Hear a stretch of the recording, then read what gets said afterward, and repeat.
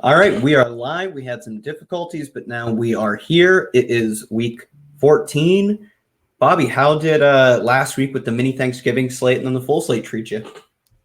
After the 2 good weeks I had last Thanksgiving and the Sunday weren't the greatest.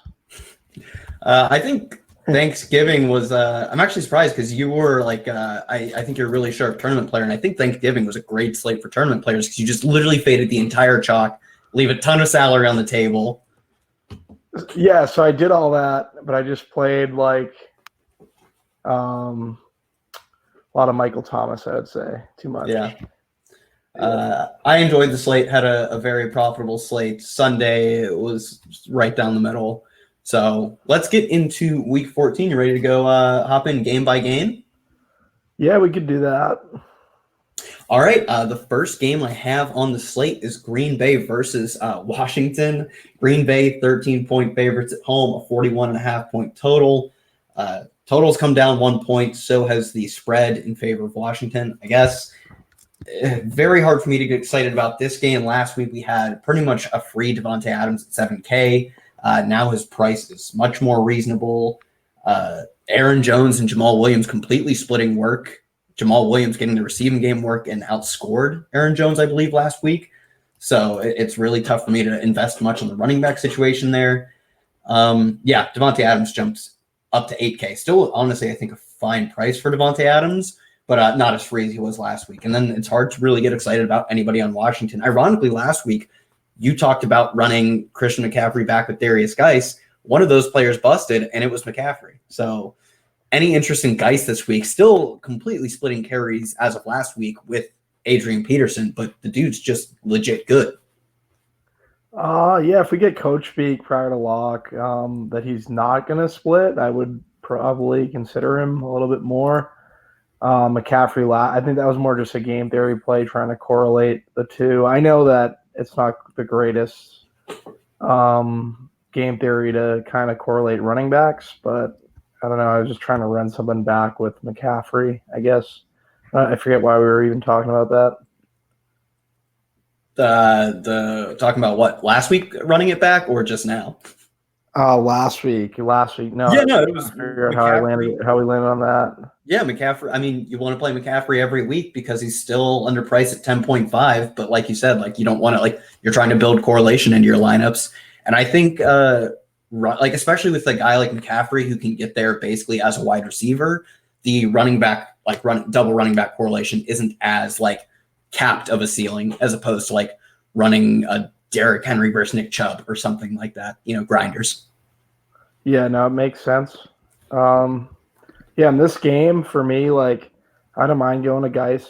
I don't want to play. I don't really want to run it back. I don't really want to have any guys with a 14.5 team total. If we were to get like coach speak around Geis at 4,900, like I might be more interested, but it's not going to happen. Like Adrian Peterson's still going to be the guy there. Yeah. Green Bay has one of the higher team totals on the slate. Don't mind them. I think with the spread being what it is, Aaron Jones, Jamal Williams, those are guys I'd consider. Adams at 8K, like I feel like I'd probably go in a different direction, even though this Washington pass defense hasn't been great and the game is in Green Bay. Not much to love for me on this game, I would say. It's interesting how high the team total is for Green Bay, though. So things could probably change like as the week progresses, I guess. Yeah, I think I'd be interested in maybe running like Aaron Jones back with Green Bay defense in this one, as opposed to running back with Washington, because like you said, we're not going to get. I would doubt we get any positive or like significant, like meaningful coach speak on Darius Geis. Teams love Adrian Peterson. Geis played well under a third of the team snaps, and Chris Thompson will be active, so probably not looking to Geis. And Jamal Williams highly negatively correlated with the defense. Over the past, probably 16 games. He's been getting all the receiving game work, which makes sense if you're a receiving game back. Mega positive game script, probably not what you're looking for. So I don't mind running like a Davante Adams one-off because it does feel like if this is to come anywhere close to the implied team total of, I'm looking at over 27 right now, you're going to need somebody from it. Maybe it's Allen Lazard who popped off last week. He saw an uptick in snaps previously, so it kind of makes sense that he had a good week coming his way. But yeah, as far as stacking this game goes, I would be probably avoiding that heavily. Top into our next game. What would you say about McLaurin? Just as someone to kind of run it back with, if you were to do that, I know like we talked about the team total for Washington so low, but yeah, I would much prefer McLaurin. to guys, Dominating his team's work as a receiver, both in like air yards and targets. I think Paul Richardson probably won't play again this week. He's a guy who's also been running some deep routes for the team. So yeah, I much prefer to run it back with McLaurin. Also, I think it's just easier to project that if Geis gets 10 carries, it's not going to go well for him. Whereas if McLaurin he needs 4 targets for it to go well. Like the variance is so much higher on McLaurin's 5 targets as it is to Geis's 10 carries. Yeah, no, it makes a lot of sense. What do we get up next? We have Tampa Bay versus Indy. Tampa Bay, 3-point favorites at home, 46.5-point total. This total has come down 3 points since opening. It's got to be easily the largest drop of the main slate.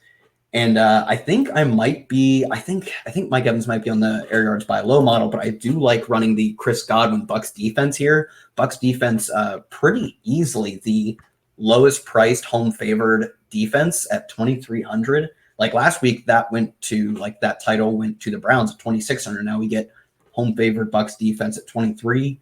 They're facing a Colts offense that's probably going to be without T.Y. Hilton, obviously without Eric Ebron, without Chester Rogers. It's just it's hard to get inspired about this Colts offense. And it makes sense. We've seen the Chris Godwin Bucks defense stack work out before. So what is your interest with this game? And also I'm definitely, but I think it makes sense to steer away from the Ronald Jones defense stack. Any interest in Peyton Barber? Ronald Jones essentially got benched last week for missing, I believe it was a pass blocking rep. He missed picking up a blitz or something. And Arians literally came out and said, like, if you do that, you're getting benched. It's like incredibly vindictive to everybody on this team, but Jameis Winston, which is fascinating. Yeah, that's what I was about to say. Right? Like, when do they stop? Like, so OJ Howard's bench, Ronald Jones is bench, but Jameis doesn't. He's never going to get benched. Yeah, it just doesn't make a lot of sense. Don't really love much in this game. I think Doyle at 4,600 obviously going to make sense for people. Marlon Mack there's a possibility that he plays at 6K. I'm not going to play him. Ronald Jones, like if he's benched, like I'd kind of wait on Coach Speak for that. If that continues, I'm not going to play Peyton Barber. I guess you could go Godwin Bucks D where there's correlation, or Evans Bucks D. I think I don't know if there's really correlation there. I think Godwin. I think Godwin correlates with Bucks D. Yeah, on the Indy side, like there's not much. I don't really love this game. I'm not going to play Winston. I don't know. Yeah. The last thing before we move on from this game, Paris Campbell logged a full practice today. He's 3,200, and he'll probably be the team's second receiver. We saw before he got injured, put up like a 13-point game, but at mid price, that's basically mid price. He's 3,200. That's great. And then he had another game where he got 8 targets a few weeks before that. Interesting player is the second receiver on a team that is going to be like road dogs. He's a guy who's gotten work before. Great matchup too. Yeah, exactly. The Bucks pass defense is just garbage. So yeah, I think he'd be a guy I'm actually pretty interested in, but we'll have to get like multiple full practices and confirmation that he ends up playing. But yeah, I think in that scenario, he's actually a very good play at 3,200. Next game I have on the slate. This is a very interesting one. We have the Saints hosting the San Francisco 49ers. Saints are 2.5-point favorites in the Superdome. 44.5-point total. I'm looking at right now I don't know if they don't have it yet. Don't have UF collective ownership, but I am looking at another ownership projection. I'm seeing very low ownership on Drew Brees, and I don't think I think stacking him with Alvin Kamara and Michael Thomas, especially if Drew Brees is low owned, is just like it's so good, especially this week, because normally I think when you're paying 8.5 for Alvin Kamara and 9.9 for Michael Thomas, for both of those guys to hit 3 to 4x, you need the Saints to put up 50. For both those guys to put up 3 to 4x this week, because DraftKings thinks defense matters, Alvin Kamara is right now, he's priced at 7K on the dot, and Michael Thomas 83. It is much more attainable for those guys to hit tournament winning value with these depressed prices. Yeah, I think Kamara is going to be pretty chalky. as the week progresses. That would be the one that would I'd I obviously have interest in all like this game in general. I love when teams go low owned in the Superdome, and that might be the case with the 49ers with Jimmy Garoppolo at 5,600, Kevin Coleman, Debo, Emmanuel, all these guys. They're probably going to go low owned. Just a matter of picking the right one, right? Like I feel like that's the difficulty with the 49ers. But if you're MMEing, you have that opportunity, I guess. On the New Orleans side, yeah, if Breeze is going to come in at a lower ownership clip, then like I think Darnold might be the chalk. Like Breeze is right around under 5,900. Like I wouldn't mind going to him to kind of differentiate Michael Thomas stacks or Kamara stacks. Yeah, I think you said it pretty well. On the other side, I will note last week, I believe it was 19 carries for Raheem Mostert and like 5 for Tevin Coleman. I mean, I would assume that's not the long-term plan there, that they like Raheem Mostert dominates the touches, but I would have me completely off playing Tevin Coleman because they're either A, running the hot hand, which Raheem Mostert was incredibly hot last week, went for like 140 some yards, or B, they are giving Raheem Mostert more work. We also expect to see Matt Breida back.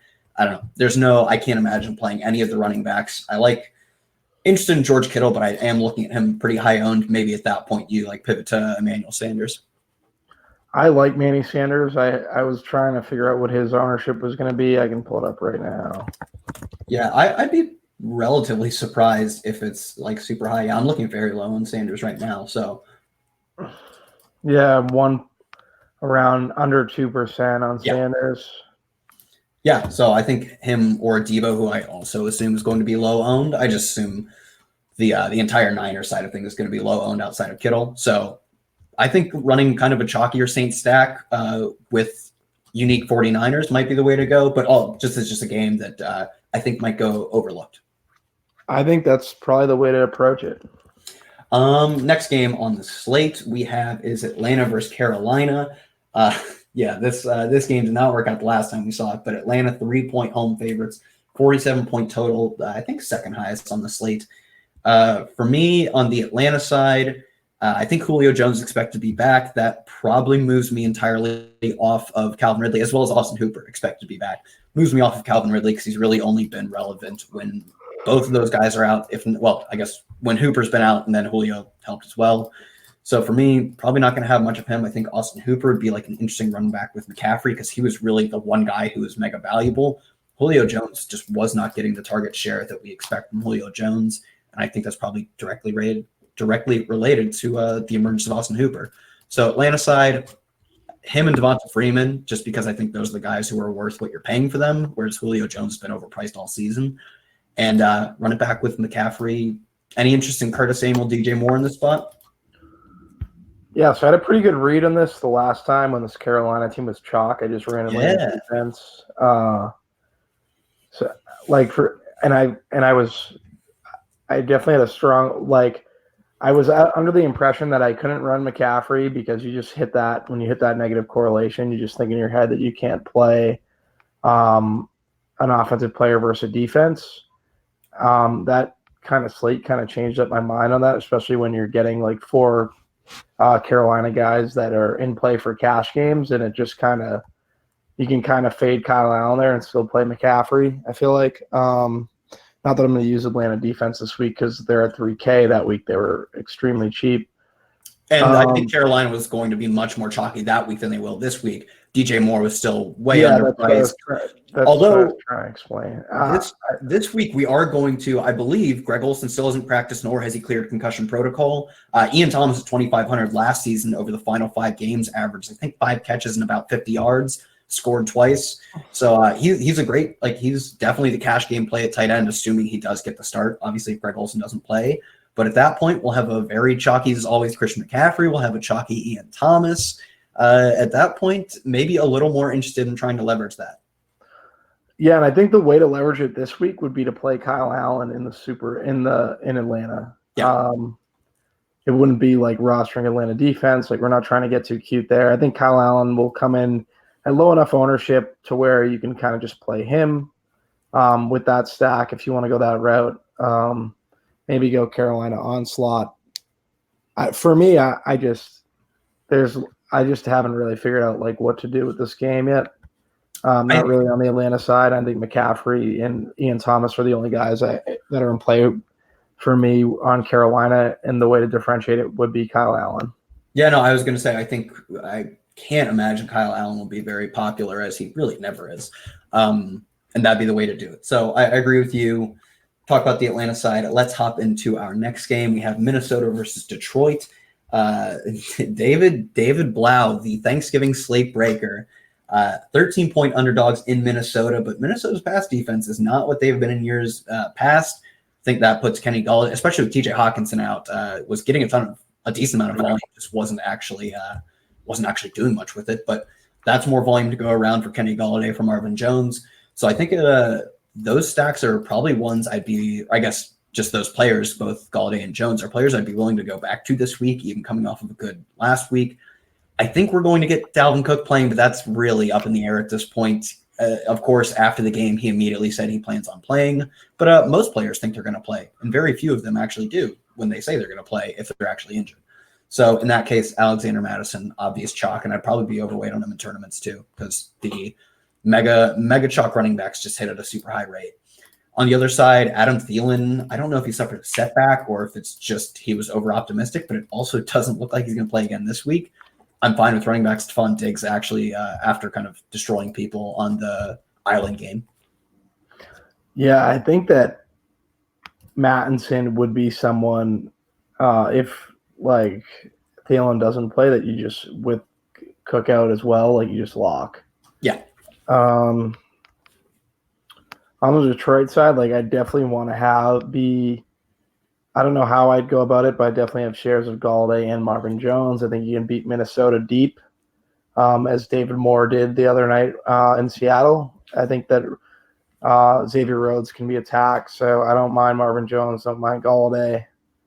And Minnesota is a pass funnel, so I don't know if I want to play David Blau, but I don't want to play David Blau. Yeah, it is in a dome.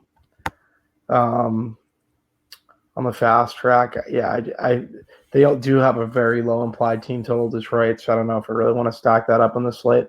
I would be more interested in running, of the low implied team totals. I think these are the two of the slate that are below 16. I'd be much more interested in running Detroit back against Minnesota than I would be against Washington versus Green Bay, just because we have a decent enough sample size, like in terms of NFL is always a small sample size. We have a decent enough sample size to say Dwayne Haskins is trash.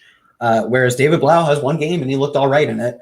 There's still the chance that he is at least competent enough to support a scoring offense, whereas like Dwayne Haskins has not been that. So I think this would be a game I'd be much willing to bet the over on, like the Detroit implied team total or just the game as a whole, and stack up, as opposed to running with praying that Terry McLaurin catches an awful duck deep ball from Dwayne Haskins. Yeah, you took the words right out of my mouth. That's a really sharp call. Yeah, I would probably be more on the Detroit side as well, rather than rostering Washington for that reason. All right, our next game of the slate, we have Houston versus the Denver Broncos. Houston at home, 9.5-point favorites.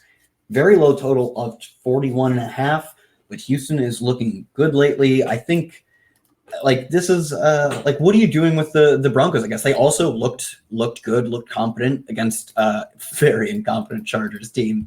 But Cortland Sutton's a beast. My heart says keep going back to Noah Fant because of that one time it worked. But last week we did see Jeff Hireman out target him. So at that point, it's very much more of he's probably not making any of the few lineups I play because I just don't play enough lineups. But Texans, I think, are wildly underpriced here. Deshaun Watson at 65. Kenny Stills is under 4K, I believe. There's just a lot of value on this side, despite it being a game I'm not awfully interested in stacking. Any interest in this? Yeah, DeAndre Hopkins, 7,400. Hasn't been quite as good as last year, but still has that ceiling in him, I believe. So what is your interest level in this game? I really don't have a ton of interest in this game. Obviously, you could always go Deshaun Watson, DeAndre Hopkins stacks.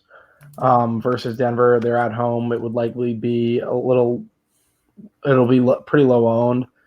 Philip Lindsay at 5,300, he would be someone I consider. Don't mind Sutton, but this is another issue. This team total is not high enough on the slate for me to really delve too deep, I feel like. Yeah, Philip Lindsay has, let's see, 17, 13, 16 carries in his past few games. He's also got not a ton of receiving volume, but 8 targets over that stretch. Like, clearly they are running him more than they are running Royce Freeman, especially we've seen that split kind of diverge in recent weeks. So if you are running that Texans stack, maybe you could run it back with Lindsay, who also, like, if they get down by a significant margin, I would expect him to be the receiving back because he's basically been the entirety of their backfield lately. So if you were running Texan stacks, that's what I would probably look to run it back with. But yeah, like you said, don't feel as good about this game stacking as much as I did like even the Minnesota Detroit one. I'm with you. All right, next game, going to be my favorite game to watch. I'm not sure what kind of exposure I'm going to have to it in DFS, but I am so excited to see Josh Allen, the Buffalo Bills, visit Lamar Jackson. And wait, where is this one played? Either way, Baltimore 5.5 in Buffalo. In Buffalo, Baltimore 5.5 point favorites. A pretty meh 43-point total. For me, Lamar Jackson at 7,400, still like locking him in my cash game lineups. I think he's gone over like 25 or so, or every game but one, something like that. He is on pace to have the most fantasy points ever for a quarterback. Like, so this is wild. He is on pace to have the most fantasy points ever for a quarterback, and he's like not even close to the highest priced quarterback we've ever seen. Whereas like Michael Thomas, who is in a similar situation a few weeks ago, was 9,900, the second most a wide receiver has ever been on DraftKings. Christian McCaffrey was 10.5, which is like he was that for 3 weeks, which was like second or third most ever for a running back on DraftKings. They just won't give Lamar Jackson that same treatment. And I don't understand why 7,400 is kind of a joke, honestly. Yeah, it's versus a team that run funnels in the Bills. I think that Lamar Jackson and correlating him with either the Ravens, I think you could correlate Lamar Jackson with the Ravens D. I also think you could correlate Mark Ingram with the Ravens D. I think you could correlate Jackson or Ingram with John Brown, little revenge narrative there in tournaments. My issue with this is that this, like with Jackson or rostering like Josh Allen, is there's going to be so much running in this game, they're going to eat away at each other's ceiling. Yeah, I actually, my problem with this game is that it's been difficult to double stack Lamar Jackson, and just like if you're not double stacking, that means you're just like outright calling, like you're not getting a lot of correlation. It's very difficult to be like, well, I'm going to run one of Lamar Jackson and Mark Andrews. I'm not correlating as many of my receivers, so you just kind of have to get lucky. And I'm not like playing. I think you could correlate him with the Ravens defense, without a doubt. Yeah, I think that would probably, just because it's been hard to double stack him, maybe that's like the best way to like run a correlation with him. That's how I've been doing it. Yeah, and they do over the 17 game sample that we have with them. Maybe it's more at this point, but at least in their past 17 games, have like a pretty significant positive correlation. So that's actually, especially against like Josh Allen, who is like, I love Josh Allen, but the dude loves turning the ball over. Boy, does he love doing that. So maybe that's actually a very sharp play this week. So my issue with that is just the ceiling, right? Like I feel like the ceiling is capped. Ingram's a really good play outside of that too. I don't know. I think this is maybe one of those weeks you could run both of them. But like I said, with how much Josh Allen's going to run, how much Lamar is going to run, it makes me a little nervous. Yeah, I for that reason, I'm probably not. I haven't really game stacked a ton of Lamar Jackson's games for that kind of reason. And if I do, I'm typically just going like Ravens onslaught. So maybe that's one way to take it this week. On the other side of the ball, I think Devin Singletary still very much in play. Right now, 5,700, just a low price for a guy who gets now the majority of his team's rushing work and is the clear receiving back. Ended up being a great play on Thanksgiving because of kind of a gimmick. Got the end around pass or whatever. But yeah, I think he's very much in play, and I wouldn't mind running him, like being one of the few players I'd run back against Lamar Jackson. Revenge game narrative. John Brown, are you buying it? No. I love to hear it because I enjoy talking about those narratives because when they hit, it's fun and you can create stories out of them, but like there's not actually any facts behind that. I wouldn't do that. Next game, and like you said, I think we'll probably see it be the kind of, it reminds me of Baker Mayfield a few weeks ago in the same spot. We have the Jets versus Miami. Jets at home, 5-point favorites, 45-point total that has come up 1.5 points. It reminds me of like everyone's like tournament build was running Baker Mayfield, and it ended up being pretty chalky, especially with Odell Beckham. It's like super, super chalky. So in this case, who do you think we're getting? We're probably getting Sam Darnold. Do you think people are going to gravitate towards like Robbie Anderson, Jameson Crowder? Well, I think Crowder burned them pretty good in Miami, so people probably go back to Crowder at 5,300. Darnold's like the obvious chalk on the slate. Yeah. At 6K. I also like Miami on the other side, like Fitzpatrick. Devontae Parker's kind of done enough to where we kind of have to consider him. Still think he's a little pricey at 6,900, but the workload would probably say otherwise. That's pretty much like if everyone's going to be on this game, I'm probably Patrick Laird, Peter Overzet's guy. I feel like he would have garnered pretty significant chalk status had we not gotten Madison news. So for me, I don't know, I like this game from a cash game perspective. Obviously, going to have pieces of it. In tournaments, I think you could get away from it or just stack it up differently than what people are going to do in cash games. Yeah, so my thoughts, do you think Devontae Parker is going to be super popular? Because like you said, I don't think he's obviously not the same value that he was a few weeks ago. 6,900 is a lot to pay for any Miami Dolphin. I still think it's fine, but my thought is if he's not going to be owned, potentially just running like Bell back with Parker or even like Gesicki would be another fine option. Yeah, so for me, I don't think he's going to be as popular. Odell Beckham 6,300 versus Cincinnati. Like I feel like I'd definitely rather go there. And that's a pivot off of like this game, I think, that you can kind of go to. No, I get the Parker. Like I think he's priced up and I think he'll be low owned. I just don't know how much I'd have him. But I get if you want to differentiate this game in some way, it is going to be chalky, so that might be a way to do it. But you're late to the party on Parker at this point. I just don't like being late. Yeah, I think Le'Veon Bell maybe is a place to go, but he really hasn't like been a like dominant receiving back. Hasn't really been a dominant rusher either. He's actually just not that good when he's not on Pittsburgh is the thing. Yeah, I'm with you. Lev's like someone I'm not. Jameson Crowder would be like the play for me, or Robbie Anderson. Ryan Griffin too at 4,100. That's another. He obviously didn't do much last week, but Sam Darnold likes him. Miami. I think he had 2 TDs versus Miami that week, or yeah, he crushed that week. That doesn't really matter to me, but I don't know. All these guys are in play, but for the reason that they're going to be so chalky, I just want to look other places for tournaments. Like I know I'm going to be playing like Darnold and Cash likely, so I don't know. All right, our next game, you kind of gave a little tease earlier. We have Cleveland versus the Bengals. Cleveland are 8.5-point favorites. Interestingly, the total on this game is one of the lowest on the slate at 40.5. Has come down 2 points since opening at 42.5. For me, so it's pretty interesting here that the Bengals have one of the worst defenses in the league versus the pass, and we are only seeing and Baker Mayfield also playing particularly hot lately, also dealing with like a hand and some other injury, fully expected to play. Baker Mayfield hot lately against now one of the worst passing defenses in the league. They only have a 24.5 implied team total. I don't know if he's going to be like super chalky, but like you said, Odell Beckham super cheap. Jarvis Landry for 200 more, you get a significantly better player. So better player than Odell. Yeah, he scored. No, I would never like. I love me some Odell, but man, every time it's Jarvis or it's Odell chalk week, just jam in Jarvis Landry. Yeah, so I think Nick Chubb at 8K is the play that if people aren't going to be on Chubb at 8K, I think he's very, very interesting versus this Bengals defense they can't tackle.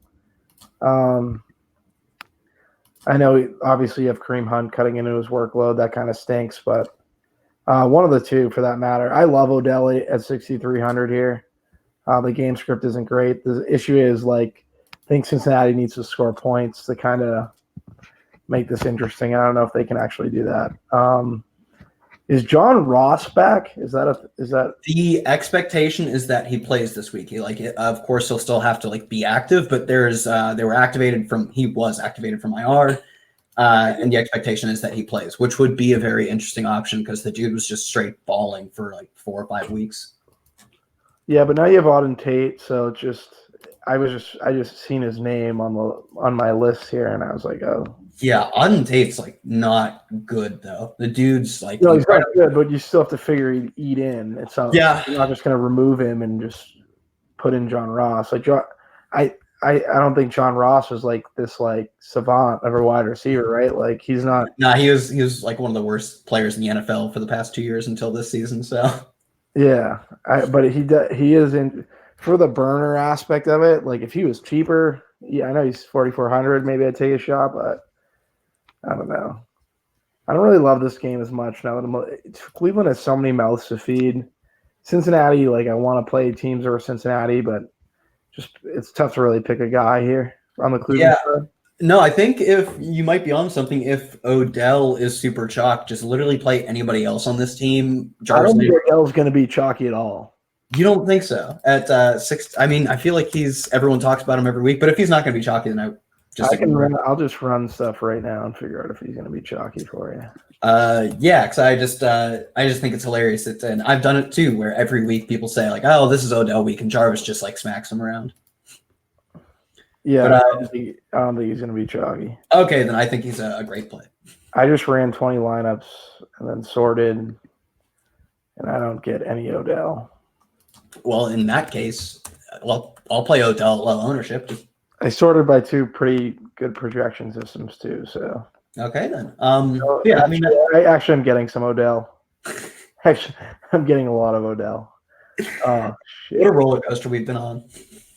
Yeah. Well, if that's the case, Nick Chubb's a great pivot. Yeah, that's what I was going to get at when we were talking about. I think Nick Chubb, basically before last week, had like 5 or 6 games in a row with 20 carries, and obviously in a game where they're 8.5-point favorites. Sure, he's not going to get a ton of the receiving game work. Really won't get it. I actually think he's a fantastic play. Yeah, I think I very much agree. So next game we have. Well, he's one of those running backs that if he gets 15, he could take 175. So it just. I like Chubb. Yeah, he's very Derrick Henry-esque in that way, whereas like, yeah, you don't project him for a lot of receiving game work, but the dude's just like good. Yeah. So all right, next game we have Jacksonville. 3 points. Are they at home? 3-point dogs to the Chargers, 43-point total. I'm actually interested in this game just because Jacksonville has been running a lot of plays lately, probably because they're losing a ton. But they've gotten a lot of receiving game work to all of their receivers. And Leonard Fournette, who is second in the NFL in touches right now. I think he's like 4th or 5th in targets, 3rd in red zone touches. Like, I am fine with continuing to bet on Leonard Fournette. And if he doesn't score touchdowns, gets stuffed at the one, it burns me. And on the other side, they're kind of a similar team that they spread the ball around a lot. They also run a decent amount of plays. I think I'd be looking to Hunter Henry, who's like, I think he's top 3 in fantasy points since he returned in week 6. He's number 1 in air yards because he's running a bit of deeper routes than guys like Zach Ertz and Travis Kelce. And he doesn't suck like Mike Williams. Yeah, Hunter Henry looks like he's going to be pretty chalky. For whatever reason, Jacksonville's hasn't been great since Jalen Ramsey left. I don't know. For me, like, there's not much. Like, I like Minshew at 5,400. I think he's interesting. I think he's starting, right? Like we have confirmation. Yes, we for sure. So I don't mind like a Jacksonville. Yeah, I don't know. I like Minshew. If Charker is going to be low on it, I wouldn't mind hitting him. On the Chargers side, like they're really bad. Like Phillip Rivers is terrible. Mike Williams 4,500. I guess he'll probably be someone people are considering, but yeah, probably be just Henry for me. And then like Melvin Gordon's getting the carries. Still want to play him. Eckler's eating in, but it's a pretty good price tag for a guy who's seen like 17 and 20 carries his last 2 weeks in Melvin Gordon. And a run funnel defense that's terrible, which is in Jacksonville. Yeah. Yeah, I think that's all fine. But the more you talk about it, it is very difficult to pinpoint any one player on either of these teams. For me, it'd be Leonard Fournette, but like the receiving game work has been spread out between both teams. We've seen Keenan Allen go for double-digit targets in multiple games, then it turns into Mike Williams, turns into Hunter Henry. So, and with the game isn't like wildly, it doesn't have like a crazy total. It's at 43. So really, if you're only projecting a team to score 20 points and you project them to have like very depressed market shares just because they spread the ball out, I don't know. The ceiling doesn't seem awfully as high as maybe I first thought. Yeah, I'm with you. All right, next game we have Cardinals versus the Steelers. Steelers are 2.5-point favorites in Arizona, 43.5-point total. I will lead off with what my favorite play of this game is, Kenyon Drake. We talked about it last week, and we were right in terms of the volume. In the first half, David Johnson got 1 carry. Chase Edmonds did not touch the ball, did not play a snap on offense. He played special teams. Like, clearly their game plan is to get Drake the ball often, or at least as often as they get their running backs the ball. They just kind of sucked. And I think maybe they were a bit overrated just because they're kind of a flashy team in terms of running the air raid offense, but they don't actually score a ton of points, kick a ton of field goals because their coach is dunce. But I'll take the volume in one of the most productive backfields as a whole with Kenyon Drake.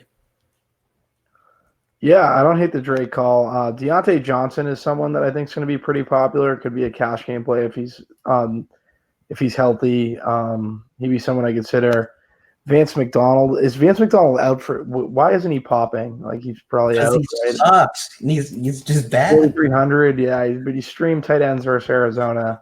I'm not playing him, but I'm just wanting to throw him in there for consideration. Hodges is 5,900. I don't want to pay that. That's insane. Yeah, Christian Kirk at 5,200. I like that price on him. Drake, like you said, not too in love with this game either. I feel like I should be giving like if it would just be a game stack with Deontay Johnson and Kenyon Drake, or Deontay Johnson and Christian Kirk for me. Yeah, I feel the same way. Especially, I know he came off the injury report, but anytime there's any concern with Kyler Murray not running, which he still was listed. I think he was listed as limited participant on Monday. Anytime you get a guy who I'm relying so much on rushing the ball with any concerns, like I think it was a hamstring, probably not super interested in it. Yeah, last week he carried the ball 4 times, not like a crazy amount. We've seen him carry double-digit times before. Did get there on the ground with a touchdown, but like a low rushing total, 28 yards. So yeah, I think I agree with you, not awfully interested in this game. Last week, I was mocked for liking Benny Snell. He got there. Yep. I don't like Benny Snell. I'm not going to super priced up. He's like, let me see. Yeah, he was good last week, so he was expected to get a lot of carries at like 40-something hundred. He's 6,100 now, and he doesn't catch passes.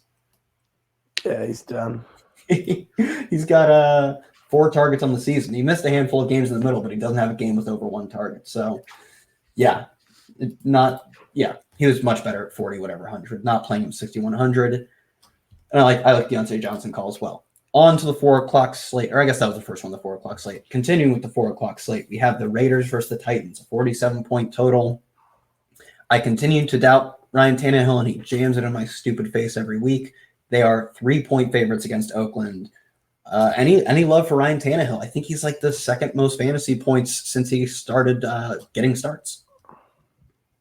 I think he's interesting. I just don't know how I'm going to use him yet. Trying to pull it like Oakland. I think he's fine to stack with AJ Brown. You don't really have to run it back either. You could obviously, but I think he's fine to stack with AJ Brown, and that would be pretty much it for me. I'm not going to chase Derrick Henry, although this is the time of year where Derrick Henry breaks slates. He did last week. I don't know, it'd be Tannehill and AJ Brown, but I don't really love this game. This slate's going to revolve around more of these 4 o'clock games, but I don't know if this is really one of them. I think the next one we'll get to is kind of the game that you want to be on. Yeah, I wouldn't mind running I think it'd be maybe a little different to run a Tannehill, Derrick Henry, AJ Brown stack, just because you don't think of Derrick Henry as a guy who stacks well with Tannehill. But he's had some positive. He actually has a decent amount of positive correlation with Tannehill on a 6-game sample. It's not really much, but does have some amount of positive correlation with him. And we've seen before that like even 1 target for Derrick Henry can just blow up in your face. So wouldn't hate that. Yeah, not super interested in running it back. Josh Jacobs not getting passing game work. Not awfully interested in him. Maybe a Tyrell Williams. Yeah, maybe a Tyrell Williams at 5K. Don't really like to attack this Tennessee pass defense, but I get it. All right, our next and final game of the main slate, Patriots, New England hosting Kansas City, 3-point spread in favor of New England with a 48.5-point total. That is the highest total of slate by 1.5 points.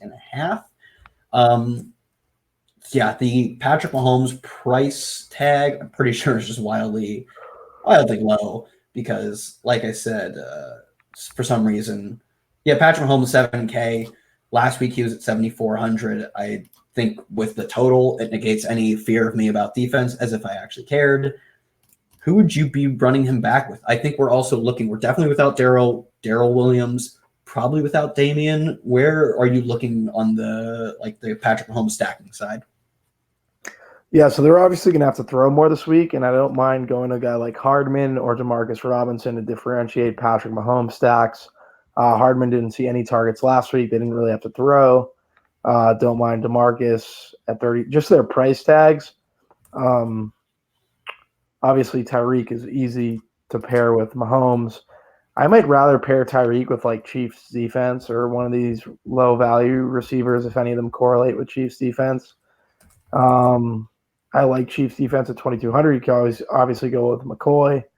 And Chiefs defense, I like the Kansas City side a ton. I think they're going to have to throw. They didn't last week. Their prices kind of indicate that outside of really Tyreek. Kelsey 6,200. He's a good play. And on the New England side, like I think James White has seen it. Like definitely seen it last week. He definitely seen some more usage. They kind of went away from Sony Michel finally. I feel like they kind of hold the reins on White just because of pretty much he's fragile, and that's what they do early on in the year. And then as the year progresses and these games become important, you see a lot more of him. So I like him at 5,500. Jacoby Myers at 3,500. Don't hate him. I don't love a Tanu. Edelman 7,100. He's fine as always. Sony Michel 56. Price is a little priced up. Kind of seen a lack of usage. I don't mind Rex. Sony Michel is 5,600. Yeah, he should be min price. He sucks. Yeah, he's really bad. Chiefs defense is what I think is interesting at 2,200. Like I think that would be a defense that I'd be willing to play in cash games. Just how bad this Patriots offense has been, even at home. And one of these like other wide receivers that aren't Tyreek Hill, like obviously I love Tyreek Hill, but I want to differentiate my Patrick Mahomes Tyreek Hill stacks. Watkins 4,600. He's really tough. Like I'd just rather play. Like I'd play Watkins and probably be with the field and then be overweight on like Hardman. You know what I mean? Like I don't know, or overweight on Tyreek. Yeah, we have Watkins and then overweight on Hardman or something like that. I don't know. Yeah, this show for all of our beautiful takes has struggled with Sammy Watkins. Talked about him last week. I'm pretty sure he blanked. Didn't like him week 1, although he did get the benefit of Tyreek Hill injury. He was still crushing before that. I really think the Kansas City defense is probably where I'd look. Tyreek Hill, the minorest of positive correlations. Are people on KC defense? I think KC defense. Tyreek Hill has a little correlation with them.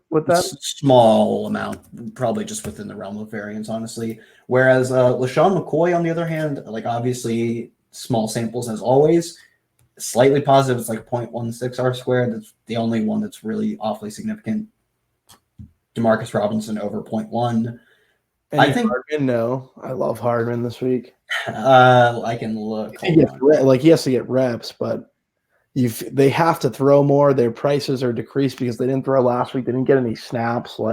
That's the thing. Are they going to get the snaps? Pretty much, which they should if they have to throw more. Because you can't really run versus Pat's defense. They don't run anyways. Like I think you really have to bump up like Mahomes in this passing attack this week. Yeah, I think that's going to be I like stacking it that way with just Mahomes. I'd probably mostly just be running back Julian Edelman, who's seen double-digit targets for I think 7 or 8 consecutive weeks. Leads the NFL in targets since week 5 or 6. The dude's just that's all they have. The rest of the receivers are trash. See, I'd be nervous about that because I feel like Romeo Crennel, obviously they've been doing it for 2 decades now or a decade, him and Brady. Romeo Crennel just said, let's double Edelman and make everyone else beat us. He pretty much gave the blueprint. If you're Andy Reid watching these games, you can't assume rational coaching, but just double Edelman, put a cornerback on the running back out of the backfield and go from there. Like they gave the blueprint on how to beat this team. The Texans did last Sunday night, so it'll be interesting to see who does it going forward. The only thing I'd say to that it took this long for someone to do it. Yeah, the only thing I'd say to that is the blueprint to beating this team still didn't shut down Edelman. He went for 100 and scored. A lot of it came on one big play, but I mean, either way, he got 12 targets. Your probability of getting a big play on 12 targets is still solid. So it's getting the ball, like but no, not a bad point to bring up. That is the main slate. So we have a few questions to run through, and as always, while we're running through these, feel free to throw out more. Jameis Winston or Carson Wentz. Jameis Winston for me. I mean, I know we don't like Jameis Winston, but Carson Wentz has pretty much been trash outside of playing a great Miami matchup. Whereas Winston, for all of his faults, a awesome fantasy quarterback. Yeah, I'm with Winston. I just give the same answer you give on these. Need 2 of 5 in 1 point PPR. Devonta Freeman, Will Fuller, Marvin Jones, Kareem Hunt, or Woods. I would assume it's Robert Woods. Any other Woods in the NFL? Need 2. I would probably go like Fuller Woods. I'd rule out Marvin Jones, rule out Kareem Hunt because the game script wouldn't really make a ton of sense for him. I would go Fuller Woods, but Freeman's up there with me as well. Yeah, Fuller Woods for me as well. Mahomes or Cousins? Come on, Mahomes. Like the defense doesn't matter that much. Defense hardly matters at all. Is Geis a trustworthy start? I'd say no. He played, I think it was like 19 of 62 snaps, well under a third. That is still splitting work with Adrian Peterson. But if you're in the fantasy playoffs, you got to do what you got to do, man. I don't think I'd be more excited to play Patrick Laird because I like that kind of PPR style back, especially in negative game script per usual. But, there are worse plays than Geis this week. Are there worse plays than – oh, never mind. What did I do here?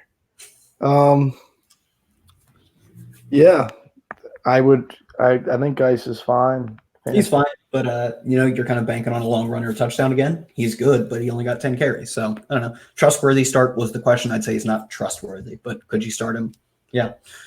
All right, that's all of our questions. That's all the main slate. You can catch us Sunday morning at what time do we do? Sunday morning at 9? Yep. Sunday morning at 9. We will have pretty much all the news we need to break down the main slate even further at that point. Most of the line movement will have settled. So everybody, thanks for tuning in. We will catch you Sunday morning.